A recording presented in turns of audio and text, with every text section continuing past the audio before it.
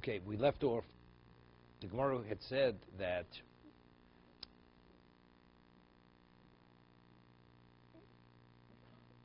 how do we know that you're not permitted to benefit chulin shenishkol ba'azora? So the Gemara had recited psukim, and finally we come to the pasuk. We had said, so we understand is you're not permitted to eat it. But how do we not permitted to benefit from? So it says regarding if you slaughter an animal, and let's say the unborn calf extended its leg out of the animal, so that's considered out of the bounds of the body of the animal. So the shechita cannot permit the leg, so you cut off the leg, and what do you do with the leg?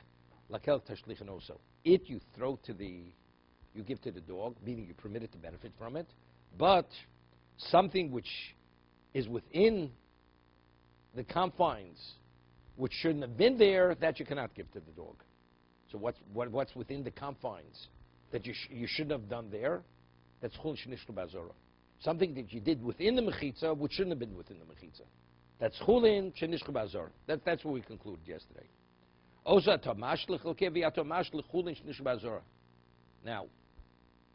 the Rashi, the Rashi says that chametz, you're not permitted to benefit from chametz. What about if you want to give your chametz to an ownerless dog? Kelev shel hefker. Is that considered benefiting? Maybe it's only your dog, right? Your dog. But if it's ownerless dog, maybe you're permitted, because that's not called benefit. So Rashi's, what? No, that has nothing to do. Any ownerless dog, you have no benefit from it. Right? So Rashi, I feel the kelev shel hefker. Because there's a certain why you're feeding the dog. It's not you just throwing it in the street now a dog's going to come eat it. Like people, they feed the pigeons. Why do you feed pigeons? Because they feel they're doing something for these helpless birds, because they're not going to have what to eat unless you feed them. That's what they believe. But it gives a person a sense of satisfaction when you feed even something which is ownerless. Therefore, that's Yisro, no, you're not permitted. That's maybe yes, maybe no. But the Torah says, what do you do with this? With the leg that was outside of the mother when you slaughtered the mother, you cut it off and you used to throw it to the dog. To which dog? Your dog. Right? To any dog. Right? And from that you're permitted to throw to any dog. B'chulin shenishkol ba'azora, you're not permitted to give to any dog. Even the hefker dog. I'm just saying it's really inferred from this that it's even kelev shel hefker. Because when it says we speak about the leg, you give it to the dog. Basam soda treifo lakel tashlichan also. And what this is, Eino Kodesh Baruch Hu mekapech sar b'kol beria. What do you give it to the dog? Because the dogs, when we left Mitzrayim during Max Bechoros, they didn't bark. So HaKadosh Baruch Hu doesn't withhold reward even from this lowly creature. So which lowly creature? Even an ownerless dog. We're not talking about you feeding your own dog. Okay? Just saying. Seems to me this would be a proof to what Rashi says in Psachim. Okay? Now the Gemara tells over a story. Ashkechinu Mar Yehuda the Rav Yosef and the Rav Shmuel Brei the Rav Bar Chana. Bar Yehuda came upon Rav Yosef and Rav Shmuel, the son of Rabbi Bar Chana. Davikaime apischa de Bei Rabba. They were standing by the entrance to the house of Rabba, whether it's the Beis Medrash or his home. Amalahu, and Mar Yehuda says to Rav Yosef and to Rav Shmuel Brei the Rav Bar Chana, Tanya, we learned in the Brisa. Hamakadish pet chamor. Person marries a woman with the pet chamor, the firstborn. The basa b'cholav. Milk, meat that was cooked in milk. Chul shnishkol ba'azora. Reb Shimon Omer Mukudeshes. Reb Shimon says the woman is married. It's evidently why she married, because he's of the opinion it's not Yisro, no, although you're not permitted to eat it, but you benefit. Chacham Omrim Eino Mukudeshes. Okay? Chacham says it's not because it's Yisro, no, you're not permitted to benefit, so you've given her nothing. But Reb Shimon says Mukudeshes. So what does Reb Shimon hold? Alma Chulin Shnishkol ba'azora Reb Shimon Lav D'oraisa. So if he holds that that she's Mukudeshes, evidently it's Lav D'oraisa. It's not a Torah law. It's rabbinic. It's rabbinic. 1 second. We'll see. Well, he says Mukudeshes. 1 second. Right? Maybe it's rabbinical. Maybe Well, if she's Mukadeshes, to benefit, definitely you could benefit from it. And what? It seems it's even rabbinically you're permitted to benefit from it, correct? That's what Cholios is mutter. That we had earlier, Reb Shimon says. Okay? So let's talk now. It's important Tosis over here, which we once discussed.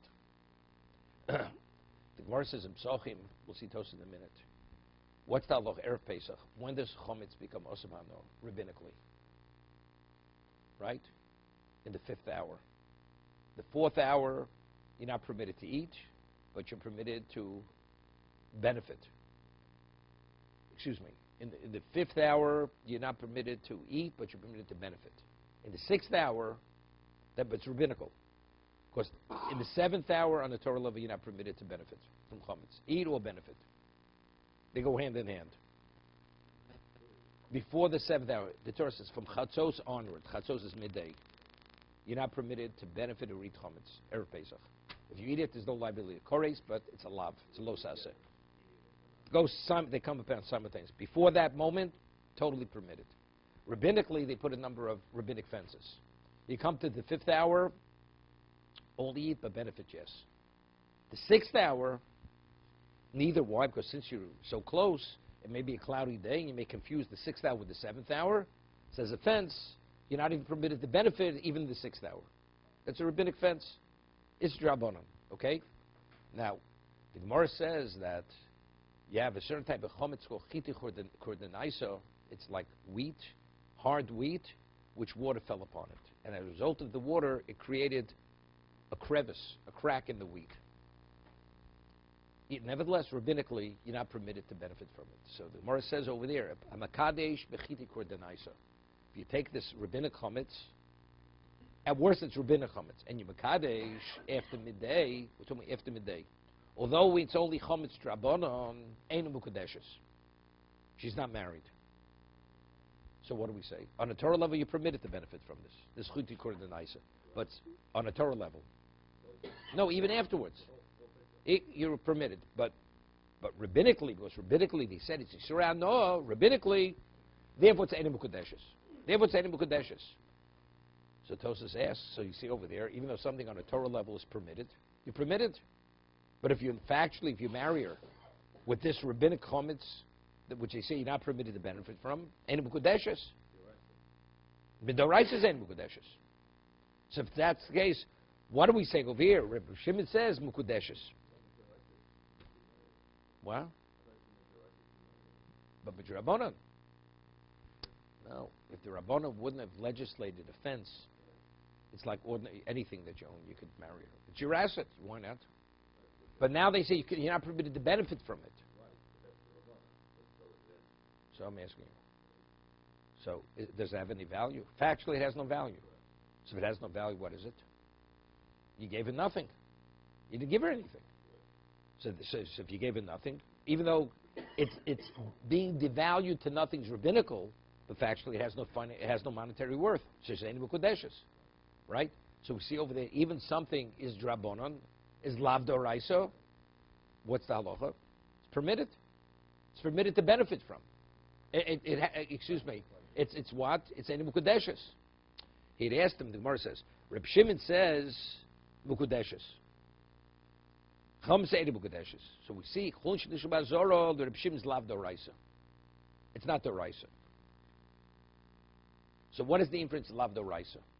But it means the inference is drabana there is. But if it's drabana there is, so why should Mukadeshes go to Reb Shimon? Reb Shimon says Mukadeshes.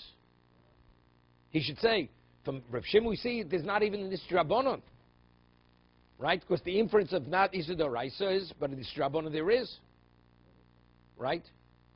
So, like we see over there, by Chitis Kornenaisa, that although on a Torah level you're permitted, but that's the Midrabona, it's Yisro, no, therefore she's any Mukadeshes. So why can't Reb Shimon Mukadeshes? Seems to be there should be Nisrabonon, right? It's Tosas' question. Vim Tomar, top Tosas. Hamashma says Al Muchush Nisrabazalav Doraisa, Vim Tomar, Hamashma Diki Strabonon, but the inference is that it's Nisrabonon, Dochi Mashma Lishno. And that's the inference of the language. So if that's the case, if this is drabonon, why is the marriage valid? If you marry from going beyond 6 hours, even if it's chuti kurdenaisa dinu asur el midrabanon, dinu asur el midrabanon, which are only forbidden, only on a rabbinic level. Ein el choshen the kiddushin. Mara says the kiddushin is not even a concern that she's married. She needs nothing, no get, nothing. She's not married because she gave it nothing. That's Tosa's question. So, what does Reb Shimon say mekudeshes? Right? Now, there's a famous Rashi over there in Psochim on this Gemara where Rashi says, why she ain't mekudeshes b'achiti kordanaiso? Why she ain't mekudeshes? So Rashi says, because kol ha-mekadesh adait rabbanon ha-mekadesh. Because when a person marries a woman, it's contingent whether the Chazal, they condone the marriage or not. Since they don't condone the marriage, because she's marrying with chometz, that's why ain't mekudeshes. That's the first thing Rashi says. Okay? Kol ha-mekadesh adait rabbanon ha-mekadesh. And secondly, hefker bezin hefker. The money which he gave her, they disown it. Therefore, he gave her something which is not his. Of course, midrabanan, you're not permitted. No. Firstly, it's called mekadesh rabbanon mekadesh. Right? The person says, harei mekadesh li kadas Moshe b'Yisrael. What does that mean? I'm marrying you, that it should be in accordance with the Torah law and with the rabbinic law. So it's a conditional marriage. So let's say they don't condone it, they don't approve of it. That means it's not married. You're not married. You don't need hefker bezin hefker. What do we need hefker bezin hefker? You wouldn't have to disown the money. I'm only giving you this if it's condoned by the chachamim. If they don't, I'm not marrying you. So that's enough. What if the person, his mindset is, it's irrelevant what they say. I'm marrying you regardless. And he gives her something of value. So they say, she's not married.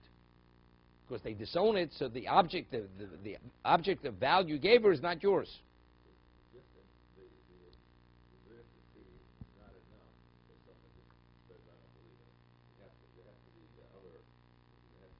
No, if you said Kedas Moshe Yisrael, that's enough. But if you don't say that, it's also nothing. Because they disowned the money. So as a result, you gave him nothing. Therefore, you're not married. That's a Rashi. That's Rashi himself on Dav Zayin. Also, wait. Good.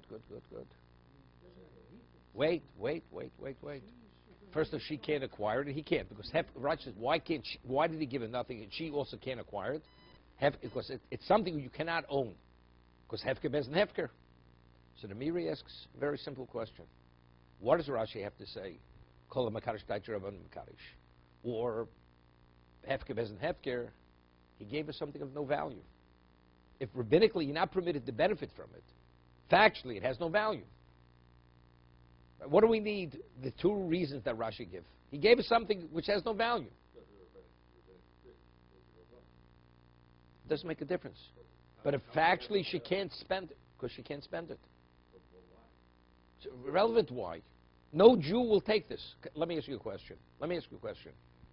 You have Yisro no midoraisa. Basa b'cholov. You mekadesh adisha and mekudeshes. Right? Why is it? Because it's Yisro no. What do you mean? I sell it to a guy. The guy will pay for it. He'll pay me top dollar for this. It's irrelevant what the guy is going to pay. But if you're not permitted to benefit from, when the guy is giving you money, that's not called you benefiting from the object. That's called an exchange. But the object, you're not benefiting from the object. So what do we need to say? Because they disown the money, factually you're not benefiting from the money. You're not permitted to benefit. That's the Miri's question on Rashi. So we don't need either of the reasons to say why she's not mekudeshes. The rabbinic enactment. So good. No, but it's not because it's contingent on what they want. It has nothing to do with because I married her only if it would be condoned by the Chacham. It has nothing to do with that. It is what it is because it is what it is. You're not permitted to benefit from it. So what's the machlokes of Rashi and the Miri? The Miri always goes in the position of the Rambam. So if you remember we had earlier, the person is mekadesh with matonam aslahasi. Rabbinically, they said, it says it's ein mekudeshes. So we had a machlokas, Tosas, and the Rambam. Why is that? Is it a drabonon or is it a doraisa? Right? We had a machlokas. So Tosa says, why is matonam throughout matonam? You want to be yotzei lulav? It's yours. It's called lochem. But within marriage, if you give him a ring, it's your ring on the condition that after you finish using it, you give it back to me. Gemara says, Ein Mukudeshes. Why Ein Mukudeshes? It's lochem. If it's lochem for lulav, or let's say it would be lochem, there's no question. If a person gives the Kohen the 5 sloim, the 5 silver coins for Pidyon Aben, and he's a cheapskate, he says to the Kohen, you know something, I have to do the mitzvah, but I'm giving you as a gift on the condition you give it back to me. So is it valid? So Psischei Tshuva and Shulchan Aruch speaks about it. Seemingly it should be good. Matanah and Tzlachzir. It was his, now he's giving it back to me. That he was forced to give it back because it was contingent, it's a separate discussion. It's like Lulav, same idea. It's lochem, it's yours. But what's the question by kiddushin? So Rambam's position, Tosa says it's rabbinically, it's not married. Why? Because it can be confused with chalipin. Remember we had chalipin. Because chalipin is an exchange. You give it and the person gives it back. And Mekadosh b'chalipin ain't mukudeshes. She's not mukudeshes. So matonam slahachse, because it has a semblance of chalipin, therefore rabbinically we invalidate the marriage. That's Tosas. Rambam says differently. Rambam says midoraisa ain't mukudeshes. Because within the context of marriage, you have to give her something that she could benefit from. So even though halachically the money is hers, but if she cannot benefit because she has to give it back right away, that's why she's in Mukudeshes. It's a Torah law why she's not Mukudeshes. It's not because you're going to confuse it with Chalipin. That's Shitas Rambam. So the Meiri is going in the position. Rashi himself, factually you gave her something of value. She can't benefit from it, but intrinsically, it has value. Rabbinically, they tie your hands. They say you can't benefit from it. But did you give her something of value? You gave her something of value. Correct? You gave her something of value. Because we say that when you do this procedure, if you don't conform to the rule that the giver sets up, you never own it in the first place. Wait.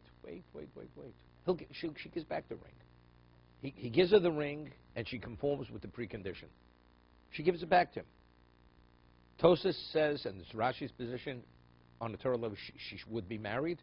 Rabbinically, she's not married.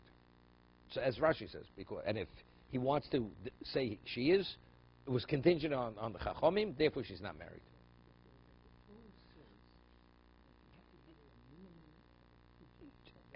And no, you have to give her that she should own ownership.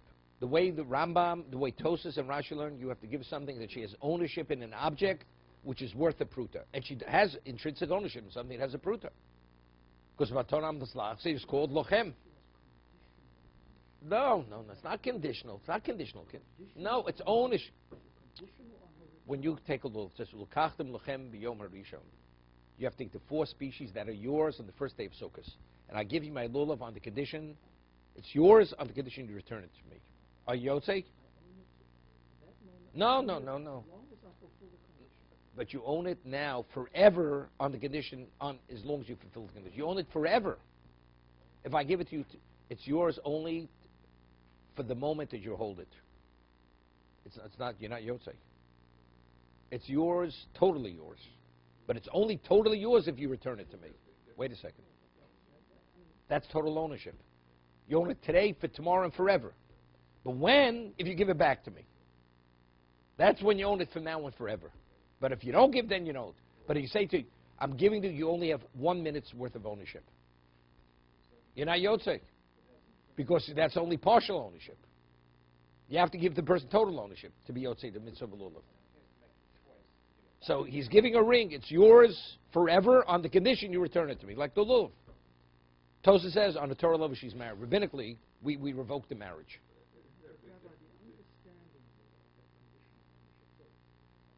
I give this person my lulav, and the person does not return it to me until the 9th day. So that the Mechaber discusses. You haven't met the condition. No, he returned it. No, because the understanding was, no, that's the unspoken understanding. So therefore, that's not considered you met the condition. So, the hands of You must return it. You must return it. Also within a time frame. So therefore what? What about I say specifically? I'm giving you to be Yotze the mitzvah, but you must give it back after 5 minutes. He says very clear. It's not, no, he owns it forever. No, you own it forever on the condition you return it to me in 5 minutes. What difference does it make? The condition you return it to me in a day or in 5 minutes? The same thing. No, they're not. They're not contradictory. Not contradictory. I'm giving you own it fully. It's fully yours. On the condition that you return it to me. No, but that technicality makes a difference whether you fully own it or you don't fully own it. There's no theory. There's no theory now. We're not talking about theory. I want to clarify this point. If this point is not clarified, we can't go further. You have to understand what the concept of matanim naslach is. According to Rashi and Tosas, and all the Rishonim other than the Rambam and the Miri, what do you need for kiddushin? All you need is you need ownership. Even though you cannot benefit from the money, you've given us something of value, which is considered ownership, mukudeshes. Rambam is of the opinion she has to be able to be nene, she has to be able to have hano from it. If she cannot have hano from it, benefit from it, ain't mukudeshes. Even though she owns it. I'm going to bring it out with another Rambam. But that's the Rambam. Therefore the Miri says, what does Rashi need to tell me the reason why she's not married with Chita Kodanais with Chometz? Because it's contingent on the Chachomim condoning and not condoning it, or because they disown it. We don't need either. She has something she's not permitted to benefit from. She can't benefit from it. So even though intrinsically she owns it, but if you own something you can't benefit for marriage, that doesn't meet the grade. Therefore, ain't mukudeshes.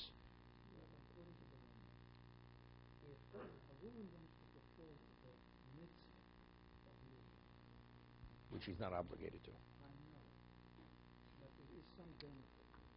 Definitely. This is what the woman wants to do. Right, correct. The prospective husband gives her his lulav with this condition. Good. If the Rambam says she's not. For married? Yes. After she performs the mitzvah. No, she's not married. She did get a benefit.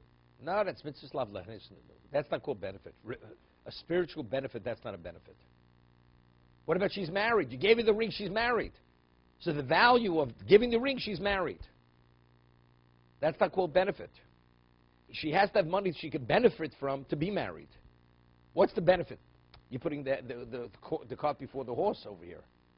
You have to give her something she could benefit from. Right? The money you gave, could she benefit from? She can't benefit from it. She's only married because you gave her something she could benefit from. You gave her something she can't benefit from. Let's say you give her the ring. You say you could keep it for a half a day. I'm married with it, and you could actually wear it throughout the wedding on your finger to show that you're a married woman. Okay, so she has benefit. That's she's having benefit. But why not? A woman to be able to. No, because that's the mitzvah's not benefit. That's not benefit of mitzvah.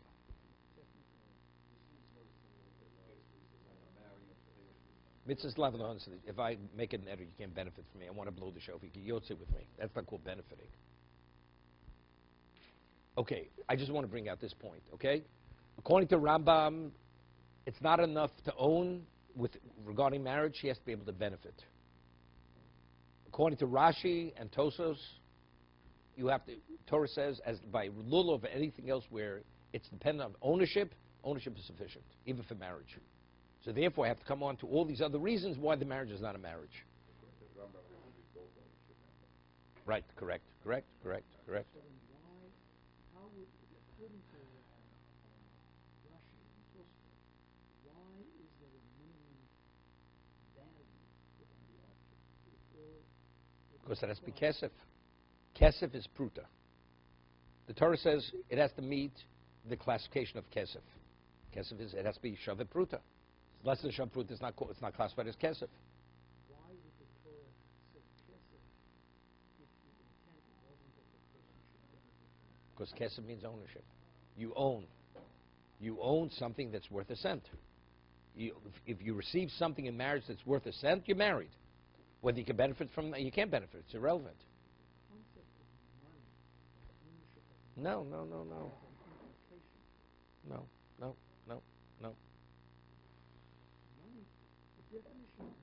We're not going into the mind of Torah, what you could do with it. Money means you own something. I have an interest, a financial interest. That's what ownership means. That's what it means. And I say, well, what's its value? It's irrelevant what its value is. I'll give you an example. A person steals something from you. At this moment, when it's Eni B'Shuso, you can't consecrate it, you can't transfer it. You're never going to get it back from that person. Right? We rule, Yisro is not Kohen. Even if you despair, if it's still in the domain of the thief, the object is yours. Why is the object yours? You can't benefit from it. Factually, you will never see that object again. You can never retrieve that object from this person. Do you still own the object? Well, ownership is if you can benefit. This object you will never benefit from. So why is it still yours? But it's still yours. Because factually you have a financial interest in it. Whether you can benefit from it or you can't benefit from it. Doesn't get you anything. Doesn't make a difference. But it is mine. Right? I have an intrinsic ownership right in that object. Same thing over here. You give me the ring, even for a moment. Even though factually she can't benefit from the ring, but does she have a Shava Pruta's worth of ownership in it? She does. So you've given her something, Shava Pruta. That she has to return it immediately, it's irrelevant. But within marriage, Rambam says it's very relevant.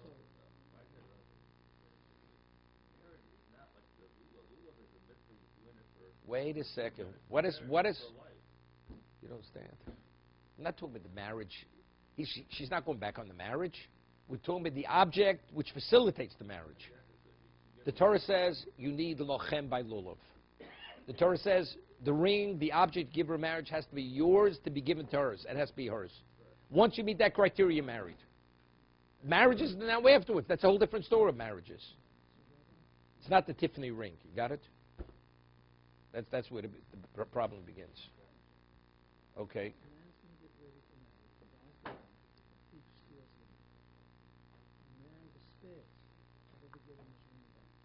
Okay. The thief. This ring that I still own is a piece of paper, it's yours. You can't because you can't transfer it. Something that's not in your domain you can't transfer. Legally you cannot transfer it. You cannot transfer it. It's Eni B'Shuso. The Torah says to be able to affect something, it must be yours and it must be in your domain. If either one is lacking, you cannot transfer it. You cannot demonstrate ownership to transfer it. You're not able to transfer, you're not permitted. You own it, but you cannot, right? Correct. You cannot consecrate it, and you're not able to transfer it. You own it, correct? Because originally you owned it. But if you say ownership rights are only if they're able to be utilized, man can utilize these rights.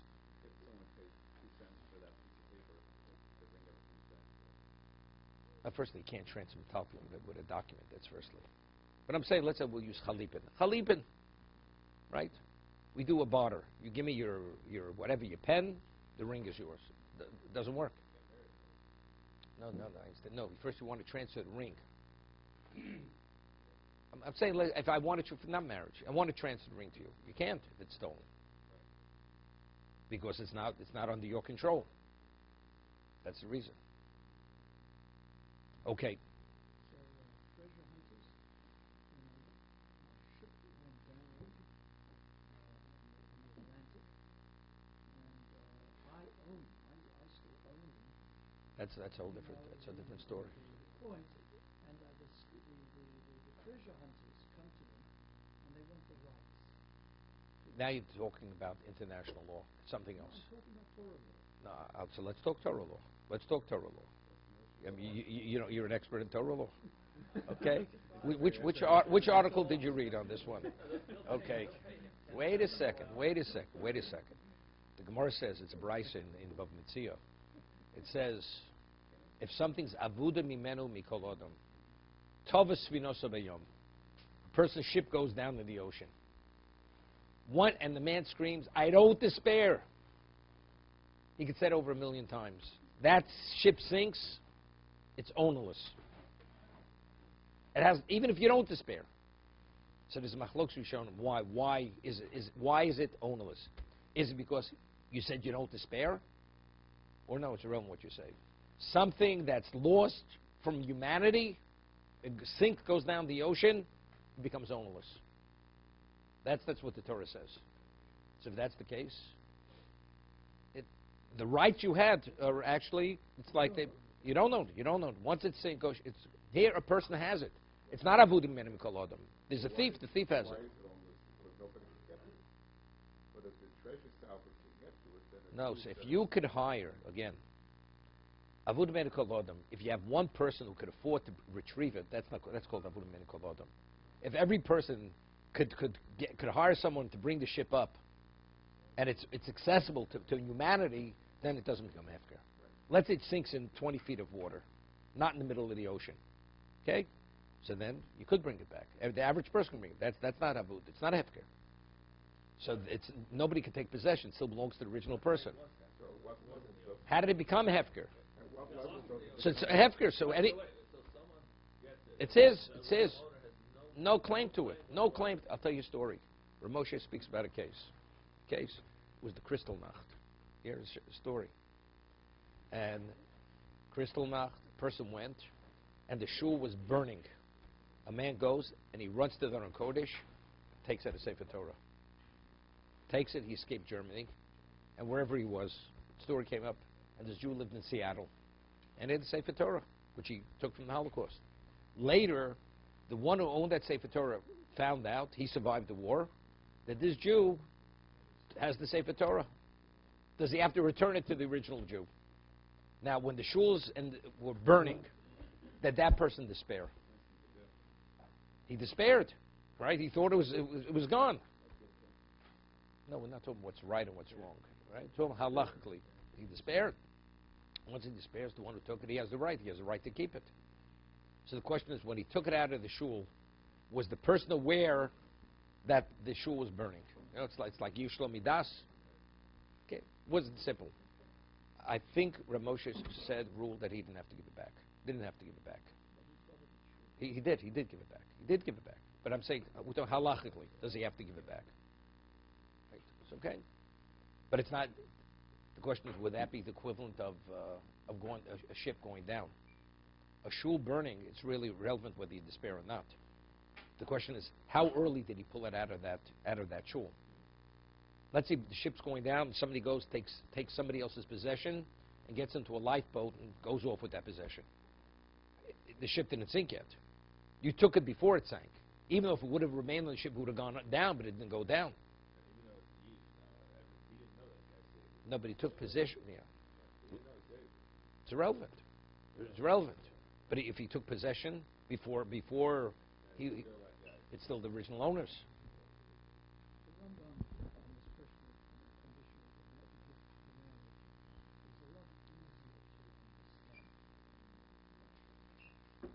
So why by lulav v'yotzei? Why by lulav v'yotzei? If you say mitzvahs lav lehenes nidu, and you have it only for the moment to take the daled minim, and the Torah says it must be financially, monetarily yours, why yotzei? If you're going to go with the rationale that you say monetary means what the Ram is only saying it only in regard to marriage. Regard to any other area of ownership, doesn't say the same thing. He makes a differentiation. Because matonam maslahazir lulav yotzi midraisa midrabona. Marriage is not a marriage. Midraisa it's not a marriage. Because by marriage you need this other element to be able to benefit. So you see, it's not a question of ownership, but it's something which is related specifically to marriage. Okay.